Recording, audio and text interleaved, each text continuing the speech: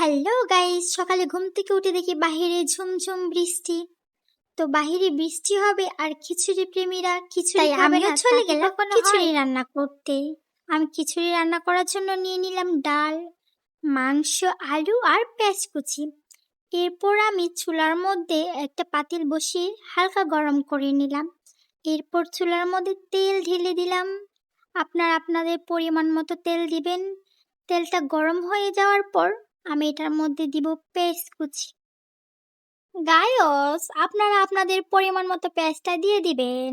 এরপর আমি পেঁয়াজ দিচ্ছি তো দিচ্ছি, আমার পেঁয়াজ শেষ হচ্ছে না কেন? আচ্ছা, যাই হোক। এরপর পেঁয়াজটাকে একটু নাড়াতে থাকবেন। যখন পেঁয়াজটা লাল হয়ে যাবে তখন আপনারা বাকি মশলাটা দিয়ে দিবেন। এরপর আমি নাড়াতে নাড়াতে নাড়াতে নাড়াতে তাকে লাল করে নিলাম একদম। এরপর আমি এটার মধ্যে দিয়ে দিব একটু পানি, যাতে আমার পেঁয়াজটা পুড়ে না যায়, কারণ পুড়ে গেলে পর আর খেতে ভালো লাগবে না।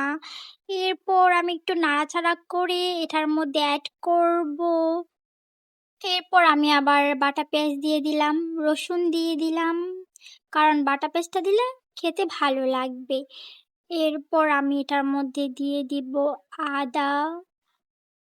তারপর এটাকে একটু নাড়াচাড়া করে নেব। আপনারা আপনাদের পরিমাণ মতো আদা, রসুন, পেঁয়াজ দিয়ে দিবেন। আবার বেশি দিবেন না, তাহলে খেতে ভালো লাগবে না। পরিমাণ মতো দিবেন, ওকে।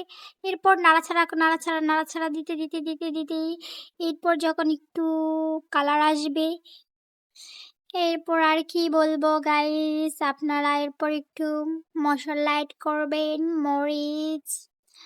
যে যেমন ঝাল খেতে পছন্দ করেন সে সেরকম ঝাল দিবেন। আমি ঝাল খেতে পছন্দ করি না গাইস। এরপর হলুদ দিয়ে দিলাম পরিমাণ মতো। এরপর ধনিয়া গুঁড়া দিয়ে দেব। এরপর সবগুলা মশলা দিয়ে দিব। ও মা গাইস, আমি তো জিরা দিতেই ভুলে গেছিলাম। এরপর আমি আবার এটার মধ্যে জিরা দিলাম।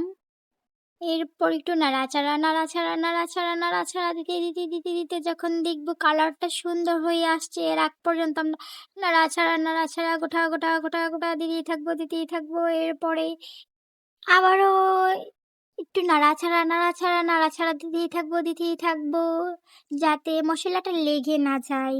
যত নাড়বেন ততই খেতে ভালো লাগবে। এরপর নাড়াচাড়া নাড়াচাড়া দিতেই থাকবেন। এরপর দেখেন নাড়াচাড়া করতে করতে কি সুন্দর একটা কালার এসেছে। এরপর আমি আমার একটা মশলা দিয়ে দিব, সিক্রেট, যেটা আমি নিজে বানিয়েছি। এরপর ও মা গাইস, আমি তো লবণ দিইনি মনে হয়। ও, এখন লবণ দিচ্ছি গাইস। পরিমাণ মতো লবণ দিয়ে দিবেন। এরপর লবণ দেওয়ার পর এটাকে একটু নাড়াচাড়া করে নেবেন। এরপর মশলাটার টেস্ট আনার জন্য মশলার মধ্যে একটু পানি অ্যাড করে দিবেন। এরপর মশলাটা একটু ভালোভাবে কষাবেন। মশলাটা যদি ভালোভাবে কষে তাহলে খেতে ভালো লাগে। তাই আমি ঢাকনা দিয়ে ঢেকে দিলাম মশলাটাকে কষানোর জন্য। এরপর দেখেন কত সুন্দর একটা কালার এসে গেছে। মশলাটা যত কষাবেন তত কালারটা সুন্দর হবে এবং খেতেও টেস্ট হবে। তারপর আমি আমার বাকি উপকরণটি দিয়ে দেব। এটার মধ্যে আমি মাংস দিয়ে দিলাম। মাংসটা দিয়ে একটু নাড়াচাড়া করে নিলাম।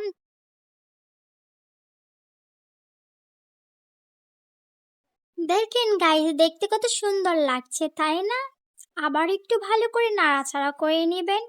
এরপর আপনারা আপনাদের বাকি উপকরণটা অ্যাড করবেন। আমি আলু দিয়ে দিলাম, তারপর ডাল দিলাম। আপনারা চাইলে এর থেকে বেশি কিছুও দিতে পারেন। এরপর আমি আমাদের পরিমাণ মতো চালটা দিয়ে দিলাম।